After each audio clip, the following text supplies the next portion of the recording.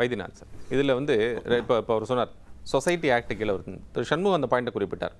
19 பிரிவு 7 வந்து சொல்கிறார். அந்த பிரிவு 7 படி 2% 2 பங்கு வந்து நாங்கள் இது மாதிரி எண்ணிக்கையில் இருக்கக்கூடியவர்கள் பொதுக்குழுவை கூட்ட வேண்டும் என்று அந்த இடத்துல அவர்கள் வந்து கோரிக்கை வைக்கப்பட்டால் நிச்சயமாக கட்சியுடைய பொதுச் செயலாளராக இருக்கக்கூடியவர் பொதுக்குழுவை 1 மாத காலத்திற்கு 30 நாட்களுக்குள் கூட்டியாக வேண்டும் என்பது விதியாக இருக்கிறது அதிமுக பொறுத்தளவுக்கு. அது நமக்கு தெரிஞ்ச விஷயம். அப்படின்னா இவங்க கூட்ட சொல்லும் போது அதுக்கான வாய்ப்பு இல்லைன்னு மாவட்ட செயலாளர் கூட்டத்தில் முடிவாக இருக்குன்னு நமக்கு விஷயம். பொதுக்குழு கூட்டட்டும் கூட்டாமல் போகட்டும் அது இப்போ மேட்டர் இல்லை. இன்னைக்கு தேதிக்கு பொதுச் செயலாளர் தேர்தல் ஆணையம் டெல்லியால் யார் அதை அங்கீகாரம் பண்ணியிருக்காங்க. இதே சிவி சம்பத்துக்கு எல்லாரும் இன்னைக்கு தேதி வரைக்கும் பொதுச் செயலாளர் தான். அவர் தான் ஏ ஃபார்ம் பி ஃபார்ம். இதே சிவி சண்முகம் அன்றைக்கி திரு சிவி சண்முகம் என்ன சொன்னார், செங்கோட்டையன் நீக்கப்பட்டவர் பற்றிலாம் பேசக்கூடாது, ஏன் அவருக்கு நோட்டீஸ் கொடுத்தோம் நம்ம எல்லாம் கேட்டோம், நீக்கப்பட்டவர்கள் கேள்வியே கேட்கக்கூடாதுன்னாரு. பண்ணி சொல்லுங்க.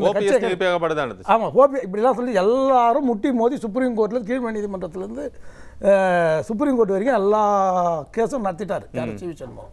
நடத்தி எல்லா கேஸ்லையுமே வெற்றி பெற்றார். யார்? அண்ணன் எடப்பாடியார். சார் தேக்கத்தலைவி சின்னம்மாலேருந்து எல்லாரும் நாங்கள் என் பேரில் ஒரு கேஸ் எல்லாம் போட்டு பார்த்துட்டோம். இது வரைக்கும் ஒரு கேஸ் கூட எடப்பாடிக்கிட்ட எங்களால் வெற்றி பெற முடியல. அவர் பொதுச் செயலாளர்ன்றது உறுதியாகி இடைத்தேர்தல் கூட தமிழ் மகன் ஈரோடு கிழக்கில் தமிழ் மகன் உஷனுக்கு தான் கொடுத்தாங்க. கர்நாடகா தேர்தலில் அப்படி தான் கொடுத்தாங்க. ஆனால் அதுக்கப்புறம் இப்போ வந்த தேர்தலில் முழுமையாக பொதுச் செயலாளர் தான் அவர். பொதுச் செயலாளர், அதில் எந்த டவுட்டும் கிடையாது இல்லையா? இன்னைக்கு தேதிக்கு அவர் பொதுச் செயலாளர். நீ நாளைக்கு கூட்டாமல் போ, அதுக்கப்புறம் அவர் இறக்கிட்டு பேசு. இன்னைக்கு தேதிக்கு அவர் போட்டால் கையெழுத்து செல்லுமா செல்லாதா? இங்கே சார் இன்னொரு சிக்கல் என்ன வருதுன்னா, இன்னைக்கு கூட்டப்பட்டிருக்கக்கூடிய மாவட்ட செயலாளர்கள் கூட்டத்தில் 26லேருந்து 31 பேர் வந்து புதிதாக நியமிக்கப்பட்டவர்கள். இப்போ நீங்கள் புதிதாக நியமிக்கப்பட்டவர்கள் வந்து தான் அங்கே வந்து போயிருக்காங்க, தலைமை அலுவலகத்துக்கு போயிருக்காங்க. ஆனால் சண்முகம் அவர்கள் என்ன சொல்கிறாருன்னா, எங்ககிட்ட நீங்கள் சொன்ன அதே பாயிண்ட் தான் சொல்கிறார். இப்போ எப்படி எங்களுடைய நிர்வாகிகள் நாங்கள் இருக்கோமோ அதைத்தான் என்டாஸ் பண்ணியிருக்குது தேர்தல் ஆணையம். இந்த கட்சியுடைய அதிகாரிகளாக இந்த நிர்வாகிகளாக இருக்காங்கன்னு சொல்லிட்டு போட்டிருக்கு. அப்போ நாங்கள் இருக்கக்கூடிய ஒன்றிய செயலாளர்கள் யாரோ மாவட்ட செயலாளர்கள் யாரோ நீங்கள் புதிதாக போட்டவர்கள் கொடுத்திருக்கக்கூடிய ஒரு சிக்னேச்சர் செல்லாதுன்னு ஒரு கிளைம் எடுக்கிறது. பொதுச் செயலாளருக்கு பைலா பிரகாரம் நியமிக்கிற அதிகாரமும் நீக்கிற அதிகாரமும் இருக்கு. அதெல்லாம் இல்லை அண்ணன் வந்து இருக்கு. இது நிறைய நம்ம நடைமுறையில் கேஸில் பார்த்துட்டோம். ஓபிஎஸ் வேட்டி கட்டக்கூடாதுன்னு சொன்னாங்க. நாங்க வேட்டி எந்த காரணம் இருந்தா நீங்க நான் சொல்றேன் கேட்டுக்கண்ணா.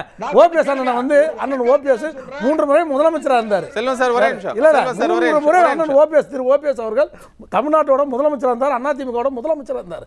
அவராலே வேட்டி கட்ட முடியல எடப்பாடி எதிர்த்து. மற்றதெல்லாம் விடுங்க, கட்சியில் வேட்டி கட்ட விடாம பண்ணாங்களா? அவருக்கு அதிகாரம் இருந்து இதே சிவி சண்முகம் தானே சொன்னார். ஆனால் அந்த அதிகாரம் இல்லைன்னு அவர் சொல்றாரு. இல்லை, அவர் டைம் டு டைம் மாற்றி சொல்லுவார். காலையில் 8 மணிலேருந்து ஒரு அதிகாரம் சொல்லுவார், நைட் 8 மணி இன்னொரு காலையில் இன்னொரு அதிகாரத்தை சொல்லுவார். இந்த அதிகாரம்லாம் சட்டப்பிரகாரம் செல்லாது. நம்ம ஓபிஎஸ் கேஸ் போட்டாரா? அது இல்லாமல் கேசி பழனிசாமி கேஸ் போட்டாரா? சின்னம்மா கேஸ் போட்டாங்களா?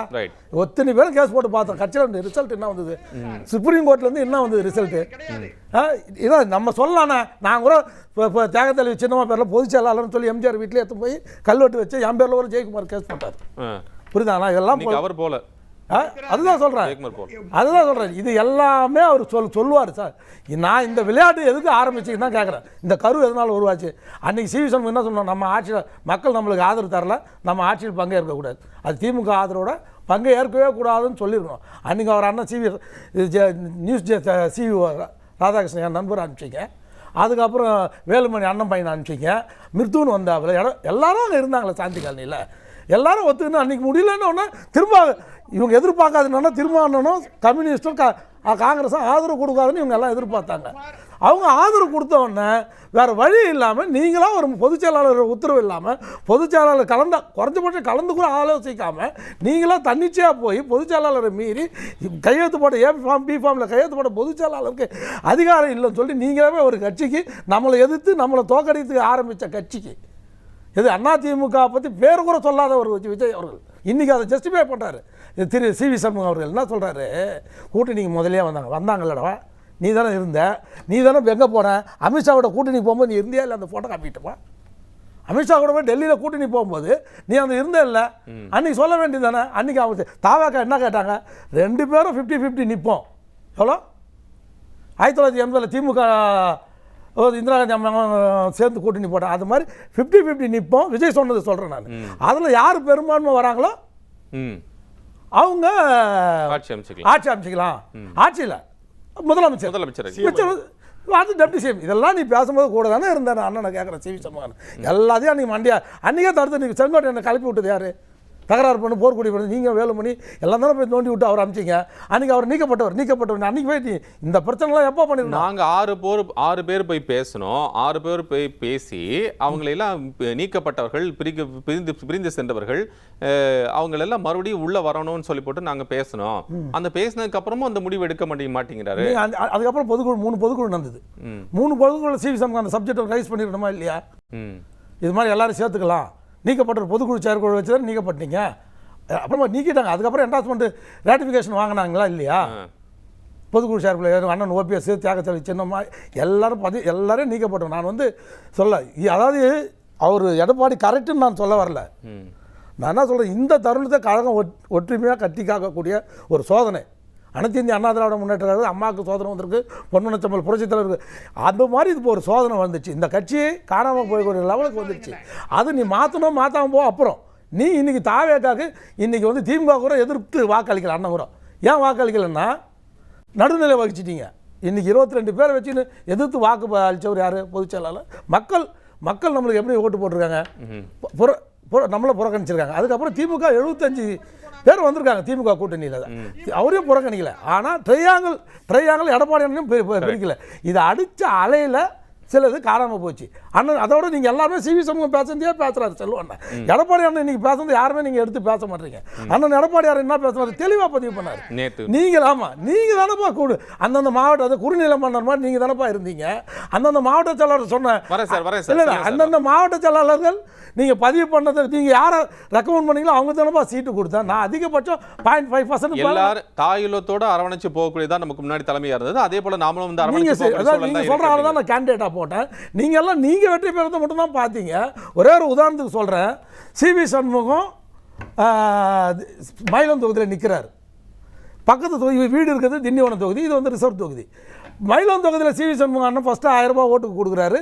ரெண்டாவது 500 ரூபா கொடுக்குறாரு. தோற்றுன்ற பயத்தில் முன்னர 1500 ரூபா. இது ஒரு தெரு தான் வித்தியாசம் கூட்டரிப்பட்டும் திண்டிவனம் தொகுதிக்கும். அப்படி வரும்போது அந்த தொகுதியில் என்ன கேட்குறான், திண்டிவனம் ஏன் தோற்றுன்னு சொல்கிறேன், வன்னியரசு எப்படி ஜெயிச்சான்னு சொல்கிறேன். அது கோவம் வந்துடுச்சு. பக்கத்து தொகுதி 1500 ரூபா கொடுக்குறோம், நீங்கள் 500 ரூபா தான் கொடுக்குறீங்க, அதுவும் 50% தான் கொடுக்குறீங்க. அந்த கோவத்தில் 4 ஓட்டு மிஞ்சி 1000 ஓட்டு கூட டச் பண்ணல. 500 ரோட்லேருந்து தோற்றுது. இவர் தன்னுடைய வீடு இருக்கிற தொகுதியை இவர் காப்பாற்றிக்க மாட்டார். யார்? இவர் ஜெயிக்கிறது மட்டும் தான் பார்க்குறாங்க. அதாவது அண்ணன் எடப்பாடி தமிழ்நாடு ஃபுல்லாக பிரச்சாரம் பண்ணார், எல்லாரும் ஜெயிக்க வைக்கணும்னு வந்தார். இவங்க யாருன்னா எடப்பாடி அண்ணனை தவிர யாருன்னா ஒருத்தர் போய் பக்கத்து தொகுதியில் சிவி சண்முகம் விழுப்புரம் மாவட்டத்தில் பக்கத்து தொகுதியில் போய் ஜெயிக்க வைக்கிறதுக்கு முயற்சி பண்ணீங்களா? இவரோட திண்டிவனம் தொகுதியில் ஜெயிக்க வச்சிங்களா? அப்போ உங்களுக்கு 1500 ரூபா, இன்னொருத்தன் 500 ரூபா. நான் தானே பார்த்துக்கிறேன். நீ கேண்டிடேட் போட்டு சொல்றது. நான் ஒரு விஷயம் புரியுறேன். கட்சி ஒன்றுபட வேண்டிய சூழல் இருக்கு. அதனால அதை நோக்கி நகர வேண்டியது தாவேக்கா. இந்த தருணத்தில் அதாவது எடப்பாடி பல விதத்தில் நான் நினைக்கிறீங்க. அது ஆமா எனக்கு பிடிக்காது. அவரை நாங்க ஏத்துக்கல. ஆனா இந்த தருணத்தில் அவரை மேல நீங்க குறை சொல்லாதீங்க. கட்சி இந்த விளையாட்டு பாதுகாக்கப்பட வேண்டிய விஷயம். ஒரு விஷயம், எடப்பாடி அண்ணன் எங்கே மிஸ்டேக் பண்ணாருன்றது உங்களுக்கு தெரியுமா தெரியாதான்னு எனக்கு தெரியாது. அவர் மிஸ்டேக் பண்ண இடம் என்னன்னா, திரு அண்ணாமலை அவர்களை அந்த 100 மாற்றுக் கட்சியில் போய் தலையிட்டு அவரை மாநில தலைவர் தூக்கி அடிச்சார் பாருங்க. அங்கேயே அவருக்கு போயிடுச்சு அந்த 10% ஓட்டு. எங்கே போச்சுன்னா, அண்ணாமலையோட ஃபாதர் பிஜேபின்றது நோட்டா கீழே தான் இங்கே தமிழ்நாட்டை பொறுத்த வரைக்கும். அண்ணன் கோச்சினா வெங்கடேசன் கோச்சின்னு கூட பரவாயில்ல. அண்ணாமலையை குழி பறிச்சார். எங்கே அது கலையில் உட்காந்து அண்ணன் எடப்பாடியார் வேற வெட்டின கதையாக ஆயிடுச்சு. அது ஒரு விஷயம். ரெண்டாவது விஷயம் வந்த ஓபிஎஸ் அண்ணன் சிவி சண்முகம் சொன்னதில் ஒரு நல்ல பாயிண்ட் என்னன்னா, வந்தவர்களை அரவணைச்சு லேட்டாக சொன்னாலும் பரவாயில்ல, ஆனால் அவர் எனக்கு எந்த பதவியும் வேணால் நான் சாதாரண உறுப்பினராக அதிமுக வேட்டி கட்ட மட்டும் கொடுங்கடா அப்படின்னாரு சாவர காலத்தில். அதுக்கு இவர் இல்லை அவர் சொன்னார் உங்களுக்கு தெரியல. நான் இப்போ சாகும்போது என்னுடைய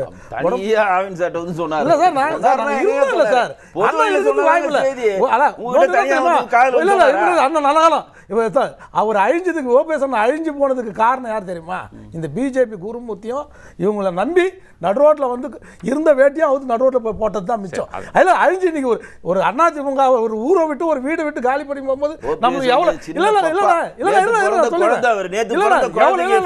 எவ்வளவு வேதனையா இருக்கும். நாட்டுக்கு 2 வாட்டி முதலமைச்சர் நம்பி கேட்டார். நான் சொல்றேன் அவர் நம்பி கேட்டார்.